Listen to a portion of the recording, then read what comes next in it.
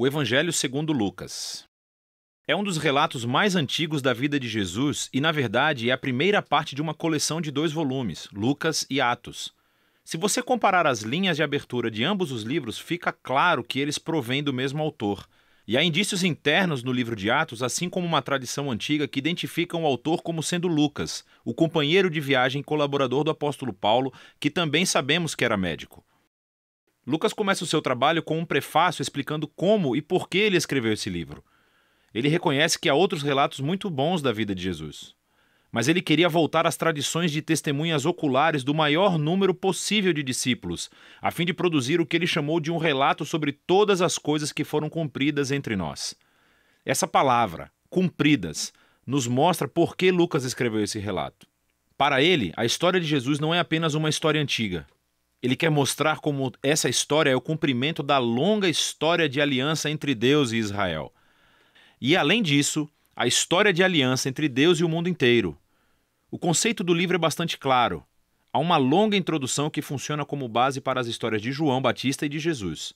E nos capítulos 3 a 9, Lucas pinta um retrato robusto de Jesus e a sua missão na região natal da Galileia. Depois disso, uma grande parte do livro descreve a longa jornada de Jesus até Jerusalém. O que leva ao clímax da história, que é a última semana de Jesus em Jerusalém, levando a sua morte e ressurreição, e que então nos leva até o livro de Atos. Neste vídeo, vamos nos concentrar apenas na primeira parte do Evangelho de Lucas. A introdução é longa e conta as histórias em paralelo do nascimento de João Batista e Jesus. Há um casal idoso de sacerdotes, Zacarias e Isabel, uma jovem solteira, Maria e José. Ambos recebem uma improvável promessa divina de que terão um filho. E ambas as promessas são cumpridas quando João e Jesus nascem. E ambos os pais cantam poemas de celebração.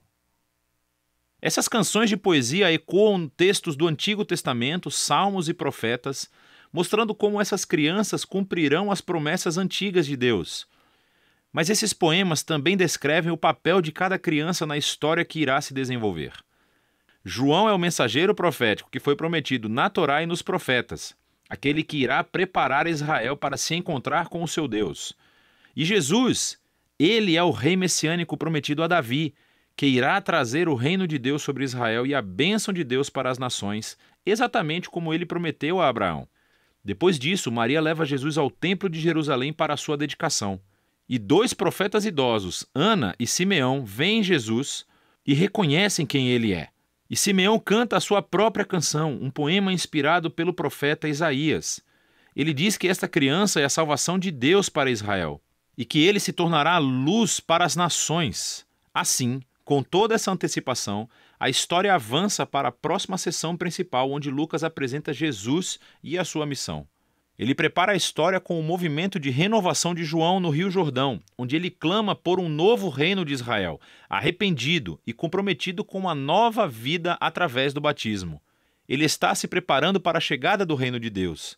E então Jesus aparece como o líder desse novo Israel, e ele é marcado pelo Espírito e pela voz de Deus que vem do céu. Ele é o Filho amado de Deus. Depois disso, Lucas segue com a genealogia e traça as origens de Jesus, primeiro até Davi, depois até Abraão, e por fim até o início da história de Adão, no livro de Gênesis. Lucas afirma aqui que Jesus é o rei messiânico de Israel, que trará a bênção de Deus não apenas a Israel, a família de Abraão.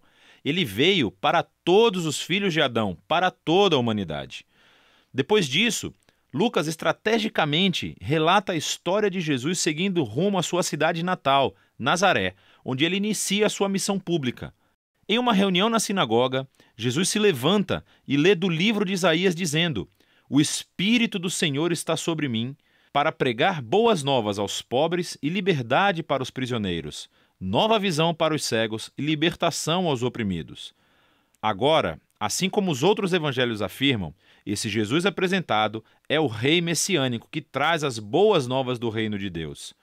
Mas o que Lucas destaca de uma maneira única são as implicações sociais da missão de Jesus. Então ele traz liberdade, cuja palavra grega é aphesis. Literalmente significa libertação e se refere à antiga prática judaica do ano do jubileu, descrita em Levítico 25. É quando todos os escravos israelitas foram libertados, quando as dívidas das pessoas foram canceladas, quando a terra vendida foi devolvida às famílias. É tudo uma reencenação simbólica da justiça e da misericórdia libertadora de Deus. E então Jesus diz que esta boa nova de libertação é especificamente para os pobres.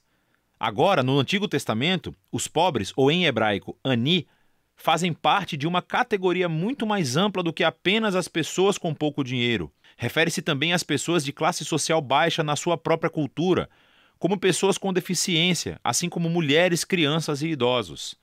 Também pode incluir pessoas forasteiras, como pessoas de outros grupos étnicos ou pessoas cujas más decisões de vida colocaram-nas fora de círculos religiosos aceitáveis. E Jesus diz que o reino de Deus é especialmente uma boa nova para essas pessoas. Então, depois disso, Lucas imediatamente coloca diante de nós um bloco grande de histórias, mostrando-nos como é a boa nova de Jesus para os pobres.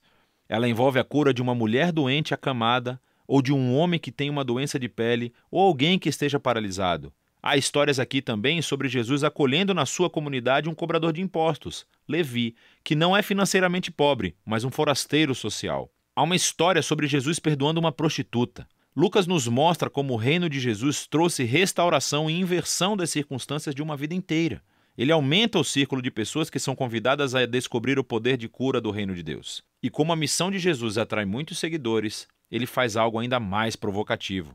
Ele forma essas pessoas em um novo Israel, nomeando sobre eles os 12 discípulos como líderes correspondentes às 12 tribos de Israel.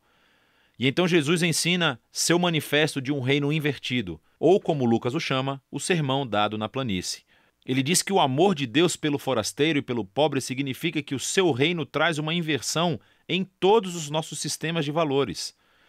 Ele está aqui para formar um novo povo alternativo de Deus que responderá ao convite de Jesus praticando uma generosidade radical de serviço aos pobres.